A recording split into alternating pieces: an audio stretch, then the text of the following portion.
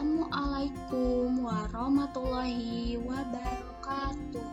Perkenalkan, kami dari kelompok 1 akan menjelaskan mengenai perkembangan kurikulum.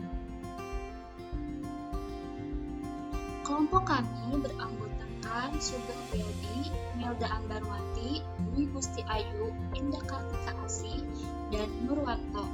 Selamat menyaksikan video perkembangan kurikulum dan penjelasan yang kami sampaikan.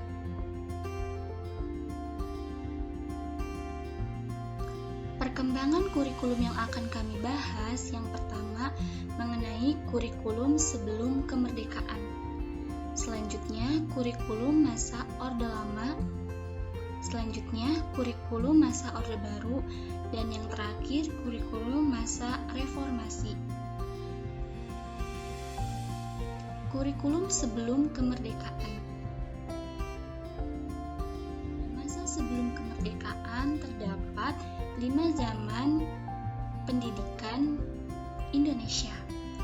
Yang pertama, zaman pengaruh Hindu-Buddha, yang dimana pendidikan hanya bisa dinikmati oleh para kelas atas atau kasta tertinggi dari kerajaan Hindu.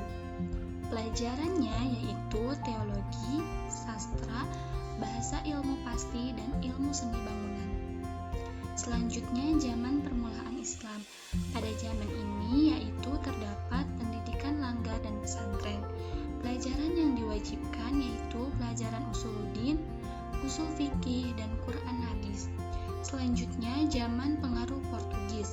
Pada tahun 1536, zaman ini yaitu terdapat pendidikan agama Katolik, yang dimana mereka mempelajari membaca, menulis, dan berhitung. Selanjutnya, zaman pengaruh Belanda. Pada zaman pengaruh Belanda ini, pendidikan agama Protestan. Gurunya merupakan dari pendeta. Nah, pada zaman pengaruh Belanda ini sudah terdapat pelajaran geografi, sejarah, dan pada zaman pengaruh Belanda, pendidikan sudah semakin pesat, terutama pada abad ke-19, pendidikan berkembang sangat pesat. Selanjutnya, zaman pengaruh Jepang.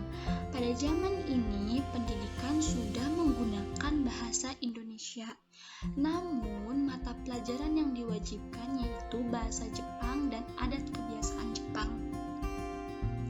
Selanjutnya, kurikulum masa Orde Lama. Masa Orde Lama ini terdapat kurikulum 1947, kurikulum 1950, kurikulum 1952, dan kurikulum 1964. Kurikulum 1947 yaitu mengurangi pendidikan kecerdasan intelektual, yang dimana pada kurikulum ini pendidikan mengacu kepada kedaulatan sejajar dengan bangsa lain, kesadaran bernegara, dan bermasyarakat. Selanjutnya, kurikulum 1950 yaitu memuat daftar mata pelajaran dan jam pelajaran. Jadi, pada masa 1950 ini sudah adanya mata pelajaran dan jam pelajaran yang sudah ditentukan. Selanjutnya, kurikulum 1952 yang dimana sudah banyaknya mata pelajaran seperti Indonesia, bahasa daerah, ilmu alam, ilmu hayat, berhitung, ilmu bumi, dan sejarah. Nah, pada kurikulum 1952 juga sudah terdapat perangkat pembelajaran seperti silabus, RPP, dan sudah menyesuaikan satu guru satu mata pelajaran. Selanjutnya yaitu kurikulum 1964, di mana pada kurikulum ini tujuannya adalah pendidikan membentuk manusia Pancasila yang bertanggung jawab atas keterselenggaranya masyarakat adil, makmur, material, dan spiritual.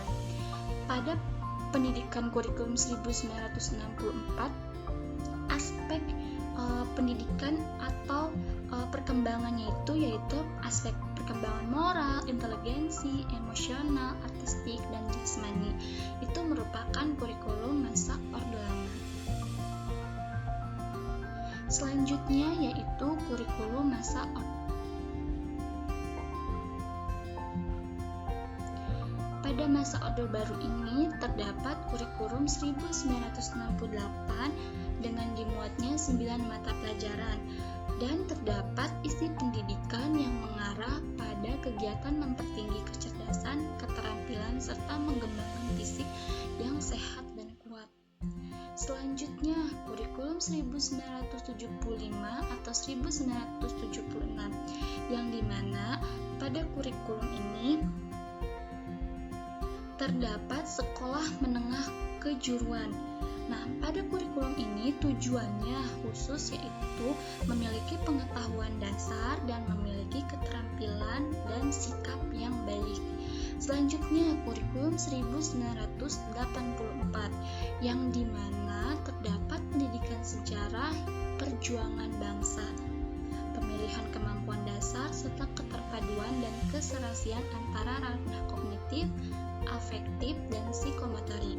Selanjutnya, pendidikan 1994, pembagian tahapan pelajaran di sekolah dengan sistem caturulan.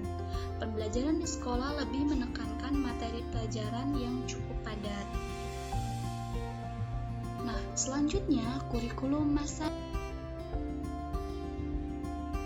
reformasi ini terdapat kurikulum 2004, 2006, dan kurikulum yang sekarang kita laksanakan yaitu kurikulum 2013. Pada kurikulum 2004 terdapat kurikulum berbasis kompetensi, di mana pembelajaran mengimplementasikan menekankan pada pengalaman dan keberagaman setiap individu.